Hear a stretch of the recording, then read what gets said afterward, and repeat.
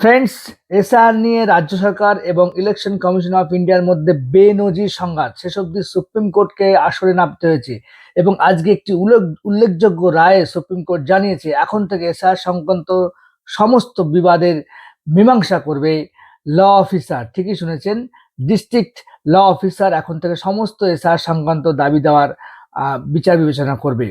অর্থাৎ আজকের এই ভিডিওতে আমরা ডিটেলস জানবো যে আজকে সুপ্রিম কোর্ট তার রায়ে কি কি বলেছে এবং রাজ্য সরকার কি কি অভিযোগ জানিয়েছে সুপ্রিম কোর্টের কাছে ইলেকশন কমিশন অফ ইন্ডিয়ার বিরুদ্ধে, এবং ইলেকশন কমিশন অফ ইন্ডিয়া কি কি অভিযোগ জানিয়েছে রাজ্য সরকারের বিরুদ্ধে সুপ্রিম কোর্টকে ডিটেলস জানবো।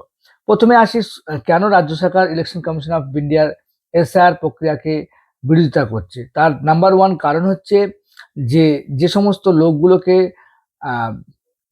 ডিসক্রিপেন্সির নামে, লজিক্যাল ডিসক্রিপেন্সির নামে ডাকা হয়েছে, প্রায় 1.36 করোড় মানুষকে এই লজিক্যাল ডিসক্রিপেন্সির নামে ডাকা হয়েছে। অর্থাৎ কারোর নামের বানান ভুল, টাইটেল ভুল ইত্যাদি কারণে কিন্তু তাদেরকে ডাকা হয়েছে। এবং তাদের 2 নম্বর অভিযোগ ছিল যে 2010 সালের পরে যে সমস্ত ওবিসি কার্ড, বিভিন্ন যে জন্ম রেজিস্টার দেওয়া হচ্ছে সেগুলো কিন্তু ইলেকশন কমিশন ভ্যালিড বলে মানছে না।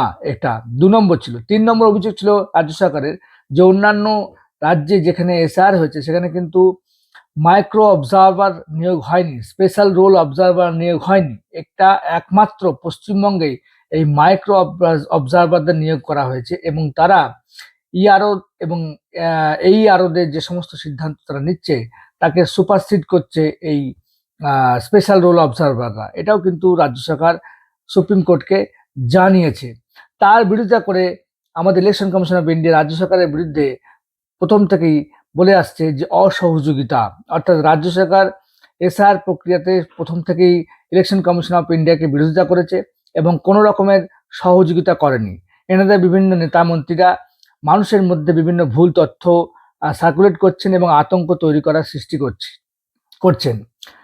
3 নম্বর, Election commission of India group B officer চেয়েছিল রাজ্য সরকারের কাছে, কিন্তু রাজ্য সরকারের যথেষ্ট পরিমাণ গ্রুপ বি অফিসার নেই, সেই জন্য তারা বিভিন্ন ক্লারিক্যাল পোস্টে যারা কাজ করে তাদেরকে প্রমোট করেছিল, ইলেকশন কমিশনকে দিয়েছিল।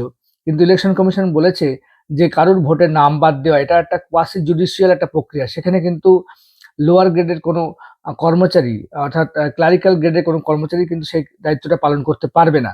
সেই জন্য তারা বাধ্য হয়ে স্পেশাল রোল অবজারভার এবং মাইক্রো অবজারভার নিয়োগ করেছে, যারা কিনা এই ধরনের প্রক্রিয়াকে সম্পন্ন করতে পারবে।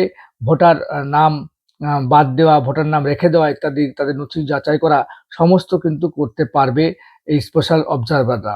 কিন্তু শেষ অবধি সুপ্রিম কোর্ট এখানে হস্তক্ষেপ করেছে এবং সুপ্রিম কোর্ট বলেছে যে রাজ্য সরকার এবং ইলেকশন কমিশন অফ ইন্ডিয়া দুটোই কনস্টিটিউশনাল পোস্ট, কিন্তু কেউ কাউকে বিশ্বাস করে না। There is a dearth of any kind of confidence, অর্থাৎ তাদের মধ্যে বিশ্বাসের একটা দোলাচল চলছে। এই ওকে ব্লেম করছে, ও ওকে ব্লেম করছে, কেউ কাউকে বিশ্বাস করে না।